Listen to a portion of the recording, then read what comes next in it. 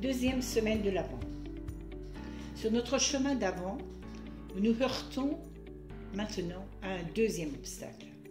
Un obstacle qui nous freine pour aplanir notre route et la rendre agréable pour celui qui vient. Un deuxième mot nous est donné, la peur. Pourquoi ce mot? Eh bien parce que la peur nous paralyse. La peur nous empêche d'aller vers les autres. La peur enferme. Comment s'appelle la peur? Pour les adultes, pour les enfants, pour moi. C'est la maladie, le Covid, l'accident. C'est le danger, la mort, le chômage, le divorce. La peur de l'autre qui est simplement différent de moi. Cette peur, elle est entretenue par les médias. Il suffit d'écouter les infos, d'ouvrir ses mails le matin, et c'est une avalanche de mauvaises nouvelles, de peur, de panique, qui déferle sur nous et tue notre espérance. Mais d'où nous viendra donc le salut? Mais où est la lumière? Tout est nuit. Dans mon cœur et dans ma vie, tout est nuit dans ce monde. Chacun de nous a déjà éprouvé la peur, l'angoisse devant un avenir incertain, devant un avenir menaçant. Parfois, nous ne savons plus à quoi ou à qui nous fier, en qui nous allons mettre notre confiance. La parole de Dieu, ce dimanche, vient encore nous interpeller. C'est par Jean-Baptiste. Jean-Baptiste qui est comme la bouche de Dieu, qui crie dans le désert. C'est par lui, le dernier des prophètes, que nous arrive une parole d'espérance. Il dit à la foule qui le suit dans le désert, « Préparez le chemin du Seigneur. Moi, je vous baptise dans l'eau en vue de la conversion. » Et avec le psalmiste, nous pouvons lui répondre, « Ô Dieu, fais-nous revenir, que ton visage s'illumine et nous n'aurons plus peur. » Mais alors, qu'allons-nous faire cette semaine? Réfléchissons. Pour plus de vie, de paix, qu'allons-nous faire cette semaine?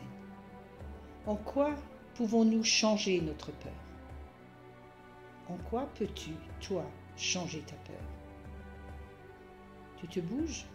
Mais pourquoi? Pour qui? Le grand secret, c'est de s'ouvrir aux autres, de faire quelque chose gratuitement pour les autres, un acte de partage, un acte d'amour pour quelqu'un qui est en souffrance. La peur alors disparaîtra de ton cœur et la confiance renaîtra. Quelle confiance? La confiance en moi, en l'autre, et surtout en l'autre avec un grand A. C'est lui, et lui seul, ma force, mon avenir et ma forteresse, dans tout le tumulte du monde, face à toutes ces incertitudes. Cette semaine, apprends-nous, Jésus, à nous ouvrir à ta présence, à nous appuyer sur toi pour être forts face à tout ce qui nous inquiète. Oui, je veux te redonner ma confiance, toute la confiance, sans partage. Je vais m'appliquer à reconnaître ta présence dans les autres, dans les plus petits. Et si je faisais un paquet de Noël pour une famille pauvre? Et si je participais avec les enfants au message de Noël pour la prison de Lutterbach?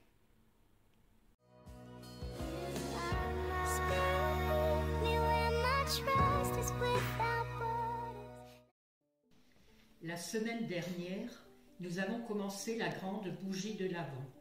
5 flammes qui vont s'allumer d'ici Noël. Dimanche dernier, c'était le premier dimanche de l'Avent. Tu as donc décoré la première face de ta bougie. Tu as aussi réfléchi à la question qui t'était posée et nous espérons bien que tu as trouvé comment donner un peu de temps gratuitement à quelqu'un de ton entourage, simplement pour lui faire plaisir. Aujourd'hui, nous allons préparer la deuxième face de ta bougie. Tu vas commencer par colorier la deuxième face de ta bougie. Que va-t-elle signifier cette flamme? Si tu vas à la messe ce dimanche, tu entendras Jean-Baptiste, le dernier des prophètes qui annonce Jésus, dire à ceux qui l'ont suivi dans le désert: préparez le chemin de votre cœur. Comme la route qui conduit à la crèche a besoin d'être aplanie et arrangée, notre cœur a besoin d'être rangé, nettoyé, rendu beau pour accueillir Jésus qui vient. Nous allons préparer notre cœur cette semaine en chassant de notre cœur tout ce qui est peur et inquiétude, souci pour le lendemain, et nous allons le remplacer par de la joie. De la joie à partager, de la joie à donner à ceux qui sont bien plus tristes que nous et qui ont vraiment peur de l'avenir. Réfléchis à qui tu peux apporter un peu de joie cette semaine. Pendant que tu coloris ta deuxième face, tu as réfléchi à tout cela. Et nous, maintenant, nous allons te faire une proposition. Mercredi et samedi prochain, nous proposons à tous les enfants de venir nous rejoindre au presbytère de Lutterbach pour préparer une carte et une bougie remplie de petits gâteaux pour tous ceux qui sont actuellement détenus dans la prison de Lutterbach. Nous espérons que beaucoup d'enfants viendront nous rejoindre pour cette grande action de Noël.